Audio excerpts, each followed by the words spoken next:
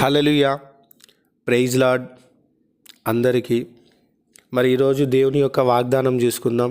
మరి 62వ కీర్తన మొదటి వచనం నుంచి చూసుకుందాం. దేవుడు ఇక్కడ మరి దావీదు ఆనాడు రాసిన కీర్తనలు చదువుకుందాం.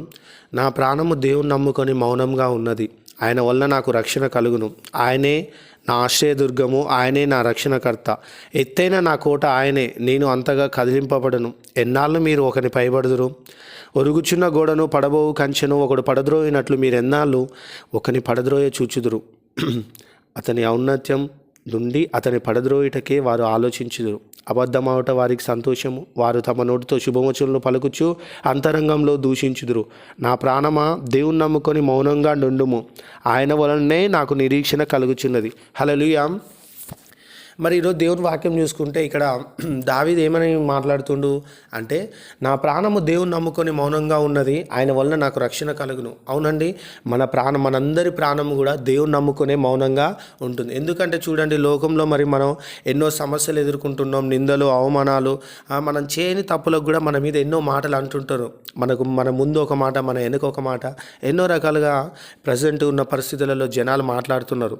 మరి మనం లోకంలో ఉన్నట్లయితే లోకస్తులు ఏం చేస్తారు, వాళ్ళ గురించి ఒక చిన్న మాట మాట్లాడారంటే వాళ్ళు ఎమ్మటే రివర్స్ అవుతారు, గొడవ పెట్టుకుంటారు, ఎందుకంటారు, ఎన్నో రకాలుగా మాట్లాడుతుంటారు, గొడవలు అయితే.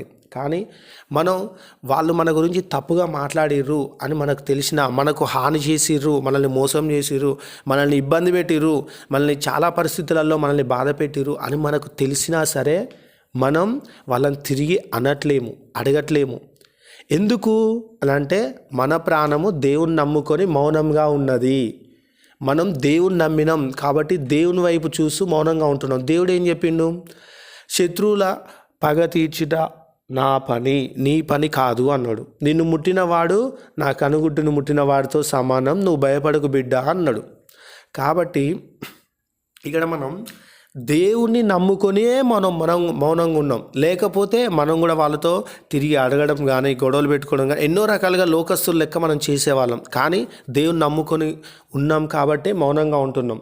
మరి ఆయన వల్లనే మనకు రక్షణ కలుగుతుంది. వాళ్ళు ఎన్నైనా మాట్లాడుకొని, నిందలేని తప్పుగా మాట్లాడి, మన గురించి చెడుగా మాట్లాడి, మన గురించే ఎప్పటికీ ఒక టాపిక్ లాగా పెట్టుకొని మాట్లాడుకొని, ఉన్నది లేనట్టు కల్పించుకొని, ఎన్ని మాటలు వేసినా, మరి ఎన్ని నిందలు వేసినా, ఎన్ని అవమానాలు చేసినా, మనకు ఎవరైతే ద్రోహం చేసిరో మన శత్రువులు, ఆ శత్రువులతో మన మిత్రులు కలిసిపోయినా, మన పక్కనుండే వాళ్ళు కలిసిపోయినా, ఎప్పటికి వెన్నంటే ఉండి వాళ్ళు కలిసి మన శత్రువులతో చేతులు కలిపిన, మనకు హాని చేసిన వాళ్ళతో వీళ్ళు కలిసి మనల్ని హాని చేయాలని చూసినా మనం ఏమాత్రం కూడా రియాక్ట్ కావద్దు.